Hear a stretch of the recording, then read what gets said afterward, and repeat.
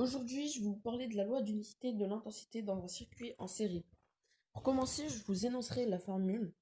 Je vous donnerai la liste du matériel dont nous aurons besoin pour pouvoir faire nos calculs, déterminer quelle intensité aura tout notre circuit.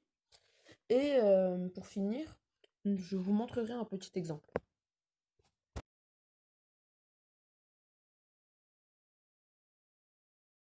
Comme vous aurez pu le voir dans ces photos, j'ai utilisé une pile pour la base de mon circuit. Mais vous pourrez toujours le faire avec un générateur.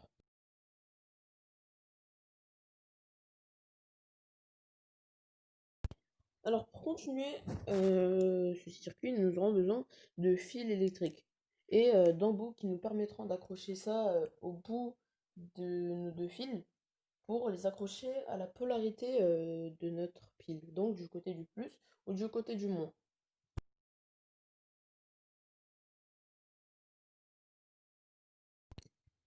Comme vous aurez pu le voir, je vous ai montré un appareil de mesure. Cet appareil de mesure, c'est un ampèremètre.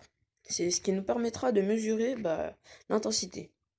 Nous brancherons la borne comme du côté du moins et la borne 10A du côté du plus.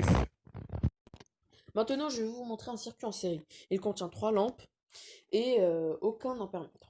Les ampèremètres, ne vous inquiétez pas, j'en rajouterai un, j'en incrusterai un à chaque fois pour regarder les intensités si elles sont tout à fait exactes ou presque avec les imprécisions de mesure près.